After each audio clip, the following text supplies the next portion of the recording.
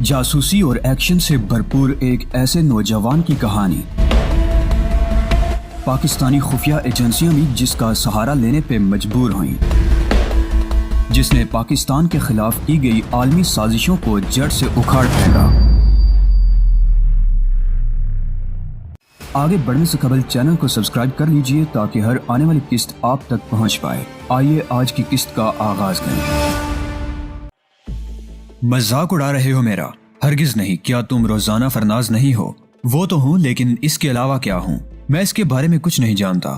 میرے اس جواب پر اس کے چہرے پر مایوسی کی لکیریں پھیل گئیں۔ اس نے آہستہ سے کہا، ہاں مجھ پر کبھی کبھار ایسا دورہ پڑ جاتا ہے، بہت پریشان ہو جاتی ہوں۔ میں تو سوچنے لگتی ہوں کہ معاف کرنا، واقعی تمہیں عجیب سے احساسات کا سامنا کرنا پڑا ہوگا۔ بھلا تم کیسے بتا سکتے ہو کہ ایک اجنبی لڑکی جو تمہیں صرف تصویر کے ذریعے پہچانتی ہو اور جسے تم بالکل نہیں جانتے، تم سے اپنے بارے میں سوال کر رہی ہے؟ عجیب بات ہے، واقعی عجیب بات ہے۔ میں تمہیں پاگل نظر آتی ہوں نا؟ سچ سچ بتاؤ، کیا تم مجھے دماغی مریضہ سمجھتے ہو؟ ہرگز نہیں مس فرناز، اور آپ سے ایک درخواست کرنا چاہتا ہوں میں کہ ہر قسم کی پریشانی کو ذہن سے نکال دیجئے۔ اگر آپ یہ مناسب سمجھتی ہیں کہ میں آپ کی مدد کر سکتا ہوں اور آپ کے کام آ سکتا ہوں، تو پھر آپ کو مجھ پر تھوڑا بہت اعتماد کرنا ہوگا۔ آپ سب سے پہلے اپنے آپ کو پرسکون کیجئے۔ یہ بتائیے کیا منگواؤں آپ کے لیے؟ نہیں، کچھ نہیں۔ بعض اوقات مجھے ایسا احساس ہوتا ہے جیسے لوگ مجھے پاگل سمجھتے ہوں، مگر میں پاگل نہیں ہوں۔ البتہ مجھے پاگل بنانے کی کوشش کی جا رہی ہے۔ اگر تم میری مدد کرو تو میں ان کوششوں کو ناکام بنا دوں گی۔ یقین کرو، میں بالکل صحیح دماغ رکھتی ہوں۔ مجھے کوئی ایسا دماغی عارضہ نہیں ہے جسے لوگ پاگل پن قرار دے سکتے ہیں۔ بالکل صحیح ہوں۔ اگر کوئی بات پاگل پن کی نظر آ جائے، لیکن اب تم خود سوچو کہ ایک شخص جو اپنے آپ کو نہ جانتا ہو، جسے یہ بتایا گیا ہو کہ وہ نہیں ہے جو اپنے آپ کو سمجھتا ہے، تو پھر اس کی ذہنی کیفیت کیا ہوگی؟ لیکن آغا توقیر یقینی طور پر یہ سب کچھ جانتا ہے، اور تمہیں میری یہی مدد کرنا ہوگی۔ آغا توقیر کو تلاش کر لیں گے ہم لوگ، اور جب وہ لوگ مل جائیں گے تو تم اس کی زبان کھلواؤ گے، اسے معلوم کر لو گے کہ آخر میں کون ہوں، میری اپنی حیثیت کیا ہے۔ میں اس کے الفاظ سمجھنے کی کوشش کر رہا تھا۔ وہ جس قدر معصوم تھی، اس سے مجھے اس پر پیار بھی آ رہا تھا۔ ویسے بھی وہ اس قابل تھی کہ اسے پیار کیا جائے۔ ایسی لڑکی اگر میرے رحم و کرم پر آ پڑے تو لیکن بہرطور ذہنی طور پر اتنا پسماندہ بھی نہیں تھا میں کہ کسی کی کمزوری سے فائدہ اٹھانے کی کوشش کروں۔ چنانچہ میری آواز میں محبت اور اپنائیت پیدا ہو گئی۔ ہم سب کچھ کر لیں گے ڈیئر فرناز، کوئی بھی ایسی بات نہیں ہوگی جس سے تمہیں پریشانی ہو۔ تم بس اس بات کا پورا اطمینان کر لو کہ میں تمہاری بھرپور مدد کروں گا، اور تمہیں تمام مشکلات سے نکالنا میری ذمہ داری ہے۔ اب تم آگے ہو۔ نہ جانے کیوں مجھے یقین ہو گیا ہے کہ میری مشکلات کا حل مجھے مل جائے گا، یقیناً۔ اور میری گزارش ہے کہ ہم دونوں ایک ٹھنڈا مشروب پی کر اپنے ذہن کو پرسکون کر لیں۔ وہ آہستہ سے ہنس پڑی۔ اس کی ہنسی بہت دلکش تھی۔ اس نے کہا، اب میں تم سے ہر طرح کا تعاون کروں گی۔ تم ویسے بھی فطری طور پر مجھے اچھے انسان معلوم ہوتے ہو، حالانکہ ایسے لوگ میرا مطلب ہے جو اس قسم کے خطرناک کام کیا کرتے ہیں، صورت شکل سے اور مزاج سے بھی خطرناک ہوتے ہیں۔ میرا اس سلسلے میں کوئی تجربہ تو نہیں ہے۔ تم اچھے آدمی ہو نا؟ اس نے مجھ سے سوال کیا اور میں ہنس پڑا۔ اس کا فیصلہ تم ہی کرو گی فرناز ڈیئر، میں نے کسی قدر بے تکلفی سے کہا، اور پھر بولا، ویسے تمہارا قیام کہاں ہے؟ یہی اسی ہوٹل میں، بس تمہارے اوپر کی منزل میں، بلکہ شاید تمہارے کمرے کی چھت میرے کمرے کا فرش ہو۔ وہ بچوں کی طرح ہنس پڑی۔ تو تم کو اپنے کمرے تک جانے کے لیے ایک منزل طے کرنا پڑے گی، تو اس سے کیا فرق پڑتا ہے؟ اور پھر ضروری تو نہیں ہے کہ میں اتنی جلدی چلی جاؤں۔ تمہیں نیند تو نہیں آ رہی؟ بالکل بھی نہیں، ابھی تو تم سے بہت ساری باتیں کرنی ہیں، میں نے مسکراتی نگاہوں سے اسے دیکھتے ہوئے کہا، اور کافی اطمینان کے آثار اس کے چہرے پر نظر آنے لگے۔ نہ جانے اس بیچاری کا کیا مسئلہ تھا۔ ویسے شہباز احمد صاحب نے اس وقت مجھے جس امتحان میں ڈالا تھا، وہ واقعی ایسا تھا کہ اگر میری جگہ کوئی اور ہوتا تو چکرا جاتا۔ ایک پاگل لڑکی میرے سامنے تھی۔ در حقیقت وہ پاگل نہیں تھی، لیکن باتیں پاگل پن ہی کی کرتی تھی، اور مجھے اس کے بارے میں کچھ بھی نہیں معلوم تھا۔ ایک ایسے مسئلے پر کام کر رہا تھا اس بار، جس کے بارے میں یوں لگتا تھا جیسے کسی کو کچھ معلوم ہی نہیں ہے۔ تھی نہ دلچسپ بات۔ وہ نہایت بے تکلفی سے میرے سامنے بیٹھ گئی۔ میں اس کے ٹائپ کو سمجھنے کی کوشش کر رہا تھا۔ اس نے کہا، مجھ سے باتیں کرو، اس کی ایک شرط ہے۔ کیا؟ میں جو سوال کروں گا اس کا تم بالکل سچ جواب دو گی۔ میں جھوٹ کیوں بولوں گی؟ اس نے معصومیت سے کہا۔ یہی تو میں سوچ رہا ہوں، تم جھوٹ کیوں بولو گی؟ بالکل نہیں بولوں گی۔ اس ہوٹل میں کب سے مقیم ہو؟ 6 دن ہو گئے۔ اس سے پہلے کہاں تھی؟ پیرس میں۔ وہاں اور کون کون تھا؟ میڈم شیمپل کے علاوہ اور کوئی نہیں۔ मैडम शैम्पल बहुत बुरी खातून थी, बहुत ही बुरी। क्यों? उन्होंने सारी जिंदगी मुझे कैद में रखा, बिल्कुल कैदी थी मैं। बात बाद में समझ आई। क्या? मैंने पूछा। वो मेरी कुछ नहीं थी, कोई रिश्ता नहीं था उनसे। फिर वो तुम्हारे पास क्यों थी? न जाने क्यों। अंकल डिगल्सन ने भी कभी मुझे इस बारे में कुछ नहीं बताया। अंकल डिगल्सन कौन थे? अरे, वो उछल पड़ी। क्यों, क्या हुआ? मैंने चौंक कर पूछा। तुम अंकल डिगल्सन को नहीं जानते? मेरी बात छोड़ो, तुम बताओ। वो मेरे अंकल हैं, उन्होंने ही तो मुझे तुम्हारे पास भेजा है। वो कहते हैं कि तुम मेरी तमाम मुश्किलात का हल हो। अंकल डिगल्सन का पूरा नाम क्या है? Roderick Royal Diggleson. Oh, mister Roderick की बात कर रही हो तुम। मैं उन्हें सिर्फ मिस्टर रॉड्रिक रॉयल के नाम से जानता हूँ। मैंने गहरी सांस लेकर कहा। दिमाग की चूलें हिली जा रही थी। अजीब गोरख धंधा है, बेहद अजीब। वेटर ने हमारी तलब करदा मशरूब कमरे में पहुंचा दिया था और रोजाना फरनाज बच्चों ही की तरह उसकी जानिब मुतवज्जे हो गई। मेरी ज़हनी कैफियत उस वक्त ज्यादा बेहतर नहीं थी। बात सिर्फ एक खूबसूरत लड़की की होती तो मैं किसी और कैफियत को जगह न देता, लेकिन एक हसीन चेहरे और मुतनासिब जिस्म की मालिक लड़की की जात में ऐसी उलझने पोशीदा थी जो उसे दोहरी कैफियत का शिकार बना रही थी। वो अगर इस कैफियत का शिकार नहीं थी तो कम से कम मैं तो था। अव्वल तो शहबाज अहमद साहिब ने ही एक अनोखा खेल शुरू किया था और इसके बाद पे दर पे ज़हनी उलझने जो किसी भी चीज को समझने का मौका नहीं दे रही थी। मैंने दिल में सोचा कि रात के इन लम्हात में बाकी चीजों को समझने की क्या जरूरत है, सिर्फ इन खातून को समझ लिया जाए तो बेहतर है। लेकिन मोहतरमा जिस अंदाज की गुफ्तगू फरमा रही थी वो भी बड़ा अजीब था। ज़हनी तौर पर मोतदिल मालूम नहीं होती थी, कभी किसी कैफियत का शिकार, कभी किसी कैफियत का शिकार। मशरूब के छोटे छोटे घूंट लेते हुए वो इस तरह खो गई जैसे माहौल में किसी और चीज की मौजूदगी का ख्याल भी न रह गया हो। मैं अलबत्ता मशरूब के गिलास की आड़ से गहरी निगाहों से उसका जायजा लेता जा रहा था और मुझे उसके चेहरे की बदलती हुई कैफियत का एहसास होता रहा। दफतन ही वो हंस पड़ी और मेरे हाथ से गिलास गिरते गिरते बचा। हंसी की कोई बात तो नहीं थी, न जाने कौन सा ख्याल उस हंसी का बायस बना था। मैं सवालिया निगाहों से उसे देखने लगा तो उसने मुझसे निगाहें मिलाई और एक बार फिर हंस पड़ी। गिलास रख दीजिए तो बेहतर होगा, कहीं यूं ना हो कि आपकी हंसी के दरमियान आपका लिबास भी खराब हो जाए, मैंने तंजिया अंदाज में कहा। उसने जल्दी से गिलास नीचे रखा और फिर होंठ खुश्क करने लगी। जी, अब मैं इस हंसी की वजह भी जानना चाहूंगा। मैं मैडम शैम्पल के बारे में सोच रही हूँ। खूब, इसमें हंसी की कौन सी बात है? तुम नहीं जानते, मैडम शैम्पल बड़ी बदमिजाज और चिड़चिड़ी खातून है और मैंने उन्हें इतनी कामयाबी से धोखा दिया है कि कोई सोच भी नहीं सकता। यूँ कीजिएगा कि पहले मेरा तारुफ मैडम शैम्पल और अंकल डिगल्सन से करा दीजिएगा। मेरे इन अल्फाज पर वो चौंक पड़ी और उसने कहा, तुम बार बार अंकल डिगल्सन का नाम क्यों लेते हो? अंकल डिगल्सन ने ही तो मुझे तुम्हारे पास भेजा है। अर्ज कर चुका हूँ कि मैं उन्हें रॉड्रिक रॉयल के नाम से जानता हूँ। ताहम मेरी ख्वाहिश है कि आप इस काम के शुरू होने से पहले मुझे मिस्टर रॉड्रिक रॉयल के बारे में बताएं, अपने बारे में भी और आंटी शैम्पल के बारे में भी। अब मैं समझी तुम्हारा मकसद क्या है। देखो, दरअसल मैं बेवकूफ नहीं हूँ, वैसे भी जवान हो चुकी हूँ। तुम्हारा क्या ख्याल है? उसने अपनी जानिब इशारा करते हुए कहा और मेरे कान गर्म हो गए। मैंने कहा, जी हाँ, मुझे तो आप जरूरत से कुछ ज्यादा ही जवान महसूस होती हैं और आंटी शैम्पल खुदा उन्हें गारत करे, उन्होंने कभी ये बात तस्लीम ही नहीं की। बस यूं समझती थी जैसे मैं दूध पीती बच्ची हूँ। दूध पीती बच्ची थी आप? मैंने सवाल किया। बहुत ही बुरा लगता है मुझे, बस बता नहीं सकती। यूं लगता है जैसे जहर पी रही हूँ। मगर आंटी शैम्पल उस वक्त तक मेरी जान नहीं छोड़ती थी जब तक दूध का भरा हुआ गिलास ना पिला देती थी। अगर सो भी जाती थी तो ये दूध मुझे पीना पड़ता था।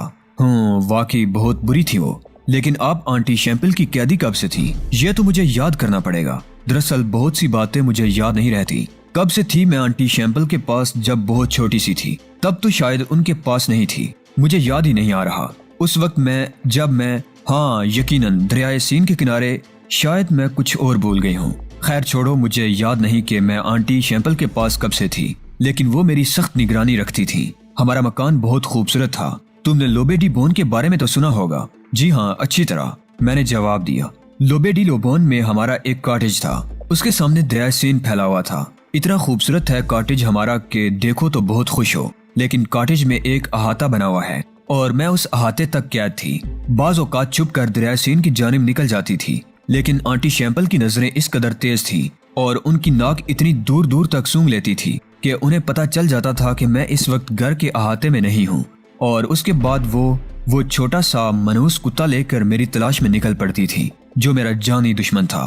कुत्ता? मैंने सवाल किया। जी हाँ, वो छोटी नस्ल का कुत्ता जो किसी गेंद की तरह लुढ़कता फिरता है। वैसे लगता खूबसूरत है, मगर मुझे उससे सिर्फ इसलिए नफरत थी کہ وہ میری बू सूंघ कर आंटी शैम्पल को बता देता था कि मैं इस वक्त कहाँ हूँ। तो आप शहर नहीं आया जाया करती थी, आती जाती थी, लेकिन बस हथकड़ियाँ और बेड़ियाँ ही नहीं होती थी मेरे हाथ में। आंटी शैम्पल साई की तरह मेरे साथ लगी रहती थी और मुझे इस बात का बिल्कुल मौका नहीं मिल सकता था कि मैं अपने तौर पर भी कुछ सैरो तफरी कर सकूं। एक बार तो मैं घर ही से निकल भागी थी। अच्छा, मैंने आंखें फाड़ दी। और उस वक्त भी जानते हैं मेरी तलाश किस तरह हुई? उसी कुत्ते के जरिए। और ये कुत्ता, मेरी दिली ख्वाहिश थी कि किसी तरह मैं उसे जहर खिला दूं। कई बार मैंने उसके लिए जहर की तैयारियां की, लेकिन न जाने क्यों जब मैं उसे जहर देने लगती थी तो वो मुझे इतनी प्यार भरी निगाहों से देखने लगता था कि बस मेरा इरादा मुलतवी हो जाता था। जी जी, कहती रहिए, मैंने कहा। बस फिर अंकल डिगलसन ने एक रात को मुझसे मेरे अहाते में मुलाकात की और कहा कि अब वक्त आ गया है कि मैं यहाँ से निकल भागूं। एक मिनट, ये अंकल रॉड्रिक रॉयल डिगलसन से आपकी मुलाकात कैसे हुई? अंकल रॉड्रिक रॉयल तो हमेशा ही से मेरे साथ थे, बल्कि यूँ समझ लीजिए कि वो शुरू ही से मुझसे मिलते रहते थे। दरअसल वही तो मेरे सरपरस्त थे। अच्छा, उनकी मुलाकात आंटी शैम्पल से नहीं थी। वो आंटी शैम्पल को बाकायदा मेरी निगरानी के लिए तनख्वाह दिया करते थे। ये बात मुझे बाद में मालूम हुई। भला कैसे?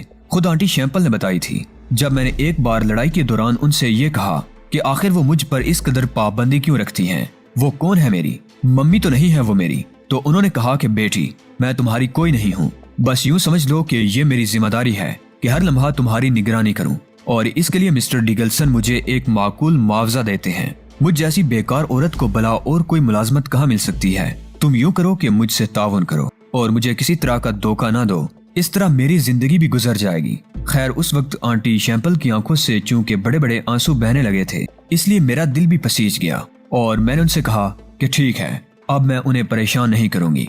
लेकिन फिर उस शाम जब आंटी किचन में मसरूफ थी, अंकल डिगलसन ने मुझसे अहाते में मुलाकात की और कहने लगे कि अब मुझे आंटी के पास रहने की जरूरत नहीं है। मैंने उनसे पूछा कि अब मुझे क्या करना चाहिए, तो उन्होंने मुझे बताया कि मैं यहाँ से अपने मुख्तसर से सामान के साथ निकल जाऊँ। एक गाड़ी मेरी इंतजार करेगी और उसके बाद मैं एक होटल में जाकर मुकीम हो जाऊँ। उन्होंने होटल के बारे में मुझे तफसीलात बताई और कहा कि मेरे लिए वहाँ कमरा बुक करा दिया गया है। इससे ज्यादा खुशी की बात मेरे लिए और क्या हो सकती थी। चुनाचे मैंने वही किया जो अंकल ने कहा था। उस रात मैंने जिद करके आंटी को खूब खाना खिलाया। खाना भी बहुत उम्दा पकाया हुआ था। तली हुई मछलियाँ तो वो इतने शौक से खाती थी कि बस मैं बयान नहीं कर सकती। मैं एक बात और भी जानती थी कि जब वो बहुत ज्यादा खा लेती थी तो बिल्कुल डल हो जाती थी और एक तरह से उन पर गुनूदगी सी तारी हो जाती। इसीलिए मैंने जिद करके उन्हें खूब खिलाया और जब वो गहरी नींद में डूब गईं, तो मैंने फुर्ती से अपना सामान रखा और वहां से निकल भागी। काली गाड़ी मुझे मिल गई थी जिसने बासानी मुझे होटल पहुंचा दिया। खूब, फिर क्या हुआ? मैंने सवाल किया। अंकल डिगलसन ने मुझसे पूछा कि क्या मैं जानती हूँ कि मैं कौन हूँ, और मैं इस बात पर हैरान रह गई। वाकई ये बात तो मैं नहीं जानती थी कि मैं कौन हूँ। मैंने उनसे पूछा कि वो मुझे बताएं कि मैं कौन हूँ, तो उन्होंने दुख भरे अंदाज में कहा कि मेरी जिंदगी के साथ एक अनोखी दास्तान वाबस्ता है। आगा तोकीर नामी एक शख्स मेरे बारे में तमाम तफसीलात जानता है और सिर्फ वही बता सकता है कि मैं कौन हूँ। अंकल डिगलसन ने बड़े दर्द भरे अंदाज में कहा कि कोई शख्स अगर अपने आप से भी वाकिफ ना हो तो उसकी जिंदगी पर लानत है। मैंने भी दिल में सोचा कि वाकई भला ऐसा क्यों है? आखिर यहाँ सब एक दूसरे को जानते हैं, लोगों के अजीज रिश्तेदार होते हैं, मोहब्बत करने वाले होते हैं। मेरा कोई भी नहीं है। बस मैं उस मकान में एक कैदी की हैसियत से जिंदगी गुजार रही थी।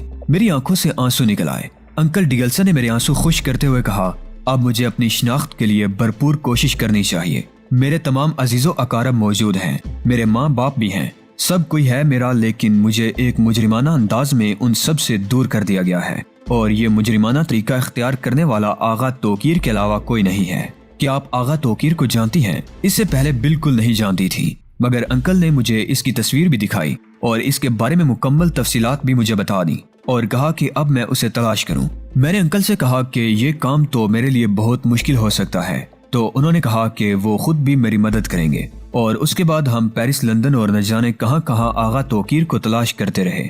अंकल डिगलसन दरअसल बूढ़े आदमी थे और मेरा बहुत ज्यादा साथ नहीं दे सकते थे।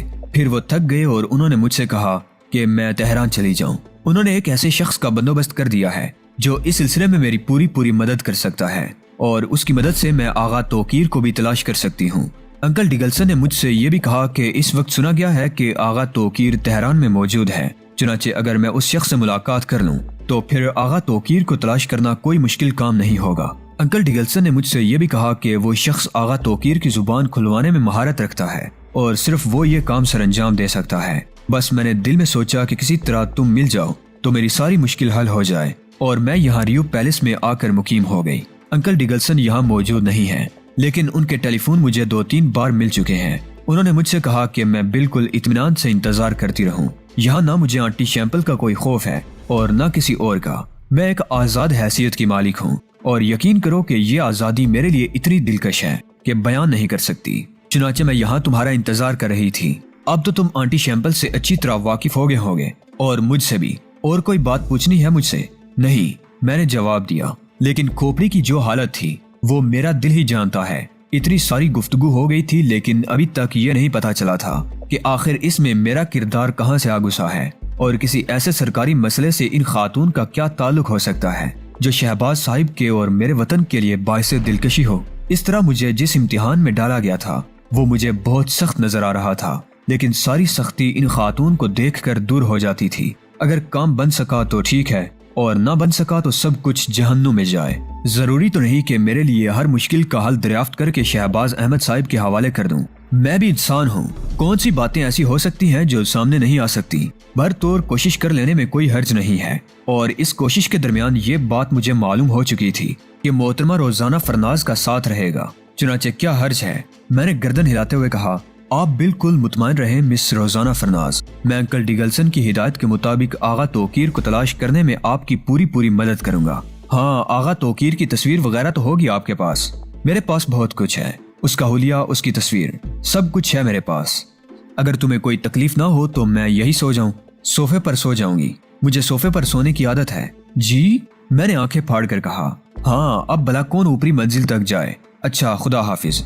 उसने अजीब से अंदाज में दोनों जूते पांव से उछालकर एक तरफ फेंक दिए और फिर अपने मोजे भी उतार दिए और उसके बाद सोफे पर दराज हो गई। मैं अपनी खोपड़ी पर दोनों हाथों से मालिश करने लगा था। बात इस हद तक बिगड़ी हुई होगी मुझे अंदाजा नहीं था। बहुत देर में अपनी जगह पर बैठा अहमकों की तरह उसे देखता रहा। उसके चेहरे को देखकर यह अंदाजा होता था कि वो गहरी नींद सो गई है, लेकिन उसके चेहरे पर जो मासूमियत फैली हुई थी और उसके सोने का जो अंदाज था, उसने मुझे एक अजीब सी परेशानी का शिकार कर दिया। बिलाशुबा बहुत वक्त गुजर चुका था मेरी वहशत खेजियों को और अपनी इन वहशत खेजियों को मैंने कहीं भी नहीं रोका था, लेकिन कहीं दिल के किसी गोशे में या फिर शायद खून की रवानी में कुछ ऐसे ज़रात शामिल हो गए थे जो नाजायज कहे जा सकते थे।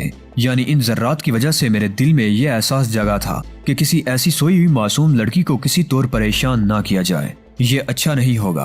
पता नहीं ये नेक ख्यालात मेरे जहन में कहां से घुस आए। भरतौर मैंने उन नेक ख्यालात पर बुरी तरह झंझलाहटें महसूस की, लेकिन मेरे कदम आगे नहीं बढ़ सके और फिर एक गिलास ठंडा पानी पीकर मैं भी अपने बिस्तर पर जा लेटा। बहुत देर तक नींद नहीं आई थी। गर्दन घुमाकर देखना भी नहीं चाहता था। मध्यम रोशनी जला दी थी और न जाने कब तक गहरी सोचों का शिकार रहा था।